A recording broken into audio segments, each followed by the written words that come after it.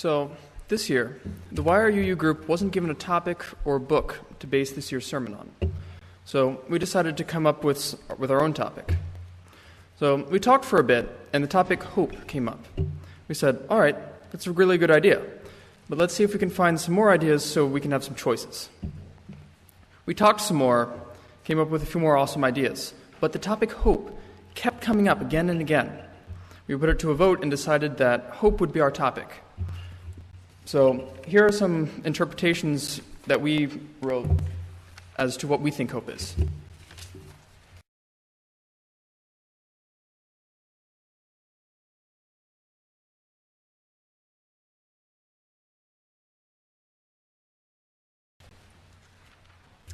The story of Pandora's jar, or box. According to ancient Greek legend, the first woman on earth was named Pandora. There were plenty of men living in a utopian society without sadness, disease, death, or women. Because man had learned the secret of fire, the gods decided that man should be punished and therefore created women.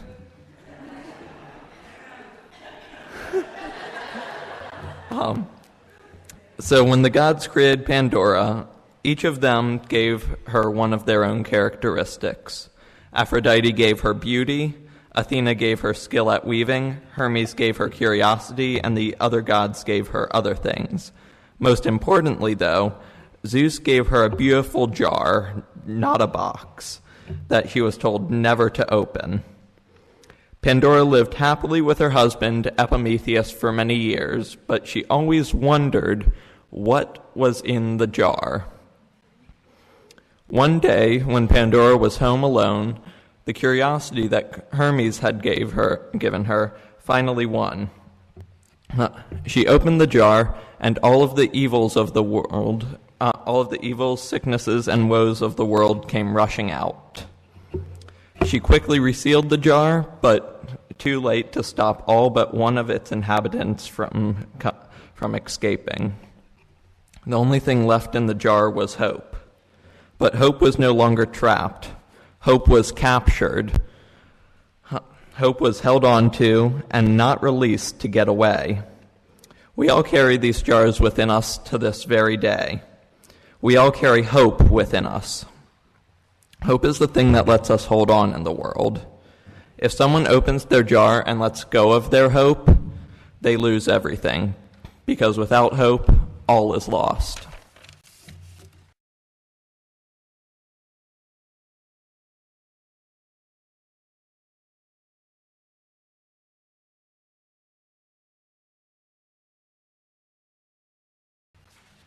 How does one define the word hope? I was asked the very same question one day in fourth period. As I looked around the room, I saw that some people wrote one word, some wrote two.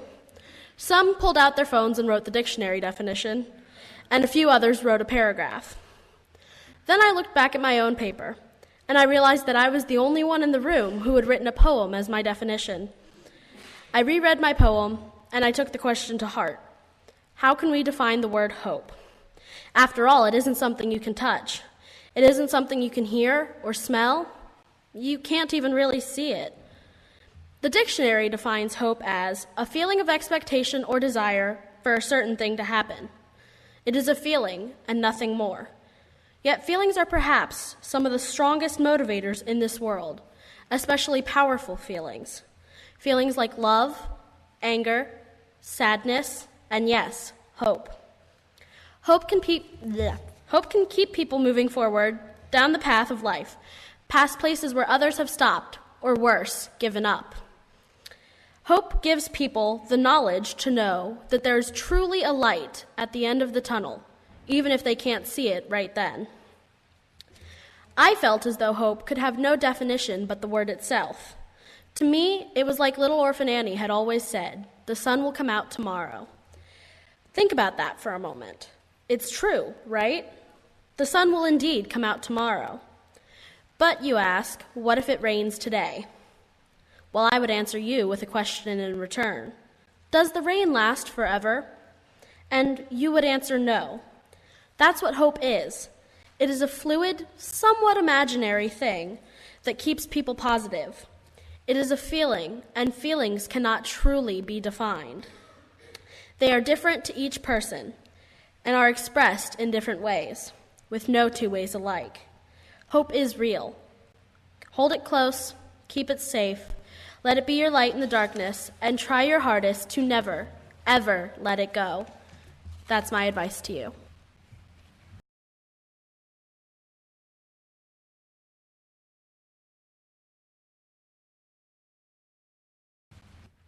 Don't you guys look hopeful? All right, I'm going to share with you guys today my quest to hope. I hope. You hope. He, she, it hopes. We hope. They hope. What is hope? According to Google, hope is a noun meaning a feeling of expectation and desire for a certain thing to happen, or a feeling of trust. Google provided hope in a humorous sentence as an example.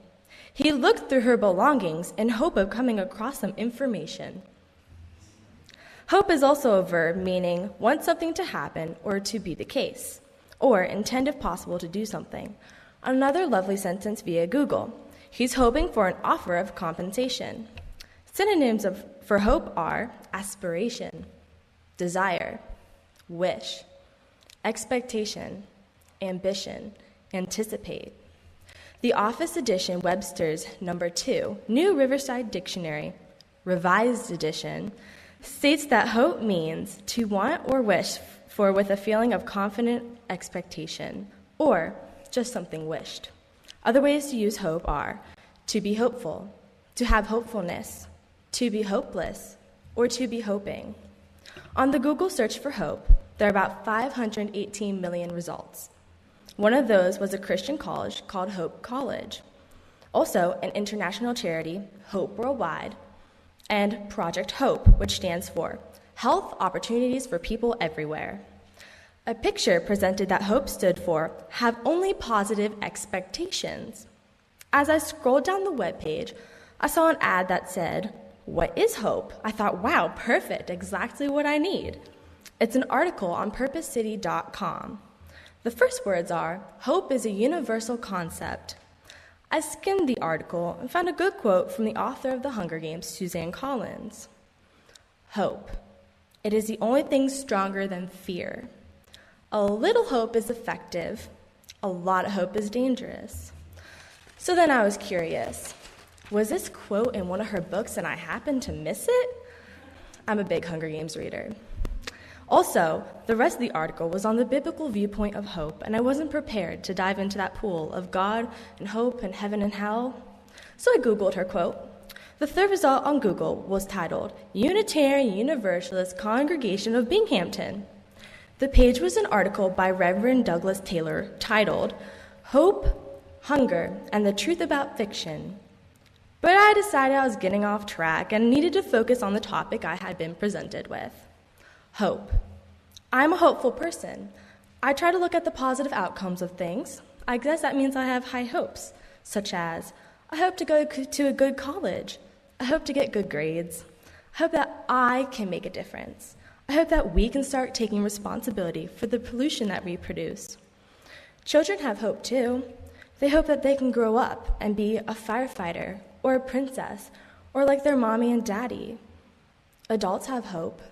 They hope that they can provide for their family, or have a family, or find someone to love.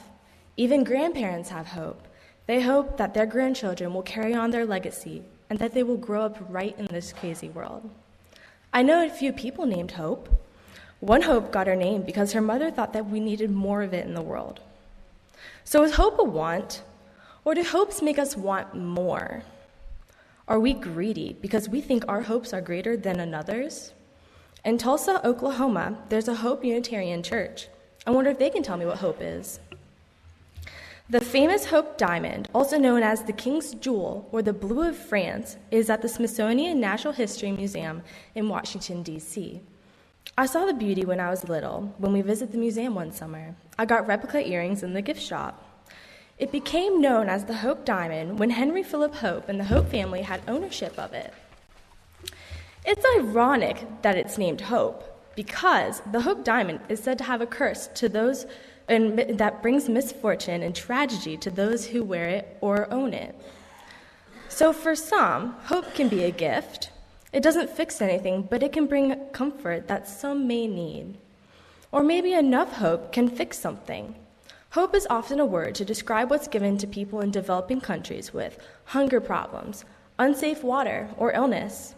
Austin Gutwine, a young man who has been making a difference for over 10 years now, has an organization called Hoops for Hope. I met him a few years ago at a Christian music festival called Creation. His focus is Zambia, Africa, where his pen pal lives. He helps children with AIDS and malaria.